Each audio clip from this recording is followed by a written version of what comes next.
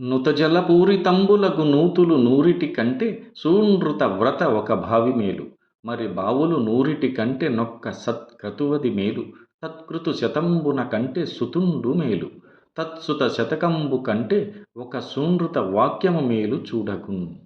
అంటే ఓ రాజా, అంటే శకుంతల దుష్యంతునితో అంటుంది, ఓ రాజా, చక్కని మంచినీరు గల 100 బావులు తవ్వించడం కంటే ఒక దిగుడు బావి, అంటే దొరువు కలిగినటువంటి దిగుడు బావి తవ్వించడం పుణ్యం.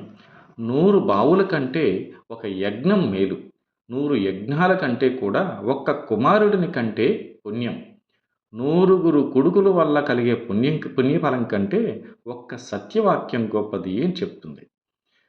ఇది కణ్వ మహర్షి ఆశ్రమంలో శకుంతలను చూసి మోహించి దుష్యంతుడు ఆమెని రహస్యంగా గాంధర్వ వివాహం చేసుకుంటాడు. నీ కొడుకు నా తర్వాత నా రాజసింహాసనం ఎక్కుతాడు అని ప్రమాణం చేస్తాడు. త్వరలో మళ్ళీ వచ్చి నిన్ను ఆ అంతఃపురానికి తీసుకెళ్తానని మాట ఇచ్చి దుష్యంతుడు వెళ్ళిపోతాడు. వెళ్ళిన తర్వాత ఆమె మాటే తలవడు. శకుంతల గర్భం ధరించి భరతుడికి జన్మనిస్తుంది.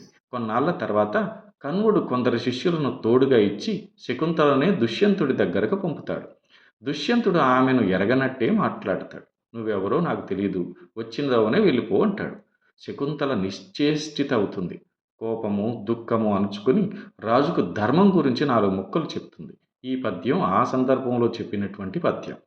సర్వతీర్థాభిగమనంబు సర్వవేద సమధిగమము సత్యంబుతో సరియుగావు.